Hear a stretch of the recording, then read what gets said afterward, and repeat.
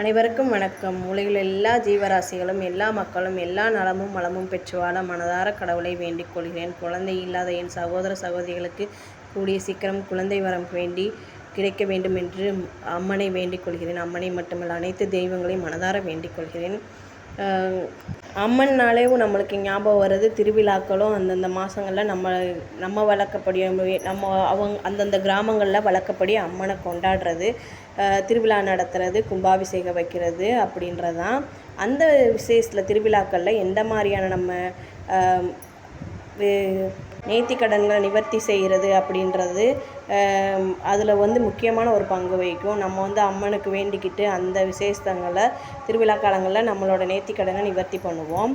அதில் எந்தெந்த மாதிரியான நேர்த்திக்கடன்லாம் வச்சுருப்பாங்கன்னு பார்த்தீங்கன்னா, விரதம் இருந்து அம்மனுக்கு தீச்சட்டி எடுக்கிறது, அங்கப்பிரதர்சனம் பண்ணுறது, அடிப்பிரதட்சணம் பண்ணுறது, அப்புறம் அலகு குத்துறது, இந்த மாதிரி நிறையா கால்பாதை இடத்துக்கு நிறைய விசேஷங்கள்லாம் நடக்கும். ஒவ்வொரு கிராமங்களையும் ஒவ்வொரு விதமான நேர்த்திக்கடன் வச்சு செலுத்துவாங்க.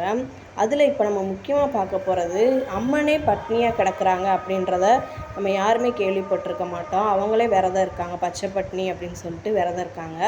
அது அதிசயமான ஒரு அம்மனை, அதாவது அதிசயமான அம்மன் விரதத்தை பற்றி தான் பார்க்க போகிறோம். அது என்னன்றதை நான் கேள்விப்பட்டதை அவங்க கூட பகிர்ந்துக்கன்னு ஆசைப்பட்றேன். சிவபெருமானோட மனைவியான பார்வதிக்கு நிறைய ரூபங்கள் இருந்தாலும் அதில் நம்ம எல்லாருக்குமே மக்களுக்கு பிடித்தது மாரியம்மன்ற ரூபம் தான் ரொம்ப பிடிக்கும். அவங்க அந்த ரூபத்தில் நிறைய இடங்களில் நிறைய விதமாக காட்சி தராங்க. அப்படியே இருந்தாலும் நம்மளுக்கு சமயபுரத்து மாரியம்மன்னா அவ்வளோ ஒரு ஆனந்தமும் ஒரு இன்பமும் நம்மளுக்கு தெரியும். அதில் சமயபுரத்து மாரியம்மனாலே தனி சிறப்பு தான் அப்படின்றது நம்ம எல்லாத்துக்குமே தெரிஞ்ச ஒன்று. ஒவ்வொரு தைப்பூசத்தன்னைக்கும் அம்மனுக்கு ஸ்ரீரங்கநாதர்கிட்டருந்து தன்னோட தங்கையான அம்மனுக்கு சீர்வரிசை வரும். பட்டுப்புடவை, மாலை அப்படின்ட்டு வரிசையாக தீர்த்தவாரி அம்மனுக்கு சீர்வரிசையாக கொண்டு தருவாங்க.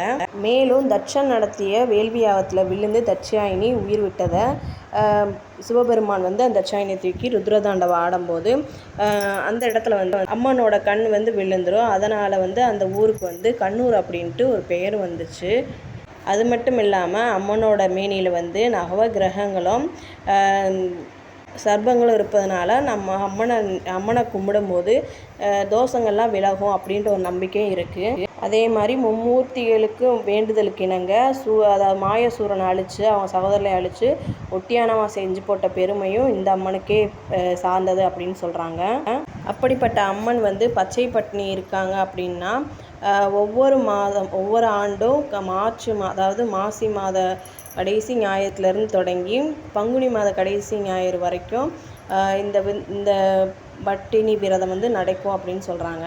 28 நாளைக்கு இந்த பச்சை பட்டினி விரதம் நடக்குன்னு சொல்லுவாங்க. அம்மனுக்கு துள்ளு மாவு, அப்புறம் ஆரஞ்சு, இந்த மாதிரி கரும்புச்சாறு, இந்த மாதிரி வாசனை திரவியங்களோட அம்மனுக்கு கோலாகலமாக விசேஷமாக வச்சு கொண்டாடுவாங்க.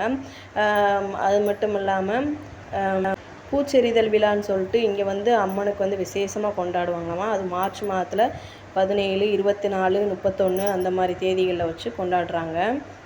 இந்த ஆண்டு பூச்செறிதல் விழா நடந்திருக்கும், 17ஆம் தேதி நடந்திருக்குன்னு சொல்கிறாங்க. கண்டிப்பாக இப்படி பச்சை பட்டினி இருந்து விரதம் கொண்டாடுற சமயபுரத்து மாரியம்மனை நினச்சாலே மெய் செலுக்குது. உண்மையிலே நானுமே இப்போ தான் கேள்விப்படுறேன். நீங்கள் ஏதாவது கேள்விப்பட்டிருந்தீங்கன்னா மறக்காமல் கமெண்ட் பண்ணுங்கள். மறக்காமல் என்னோடய சேனலை சப்ஸ்கிரைப் பண்ணுங்கள். இந்த மாதிரி நிறைய எனக்கு தெரிஞ்ச விஷயங்களை நான் ஆர்வமாக கேட்டு தெரிஞ்சுக்கிட்ட விஷயத்தை உங்கள் கூட ஷேர் பண்ணுறேன். நன்றி, வணக்கம்.